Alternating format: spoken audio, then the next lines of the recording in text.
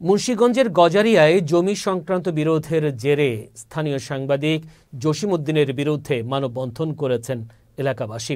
রোববার সকাল 11টায় উপজেলা ঢাকা চট্টগ্রাম মহাসড়কের ভবেরচর বাস স্ট্যান্ড এলাকায় বিভিন্ন শ্রেণী পেশার জনগণের ব্যানারে এই মানববন্ধন অনুষ্ঠিত হয়।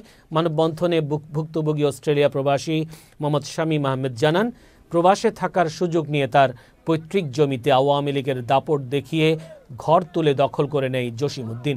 একই কায়দায় পুরান বাহসিয়া এলাকায় বিভিন্ন মানুষের জমি জোরপূর্বক দখল করার চেষ্টা করেন তিনি। এ ব্যাপারে প্রশাসনের হস্তক্ষেপ কামনা করেন শামীম আহমেদ সহ মানববন্ধনে অংশগ্রহণকারীরা। একটা লোকের কারণে যদি 10,000 লোক ক্ষিপ্ত থাকে, তাহলে ওই লোকটাকে আগে দমন করা উচিত, তাকে আইনের আওতায় আনা উচিত।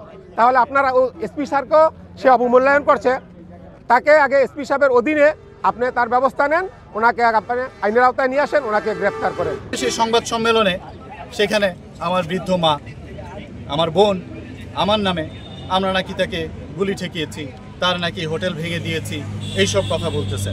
আমরা হলাম গিয়ে খেটে খাওয়া মানুষ, আমরা চাকরি করি, আমরা 2টা পয়সা অর্জন করি, বাপ দাদার জায়গায় আমরা থাকার চেষ্টা করি, বাপ দাদার জায়গায় আমাদের সেই ঘাটিটা ধরে রাখতে চাই, এতটুকুই তো চাই, এর চেয়ে বেশি কিছু তো চাই না।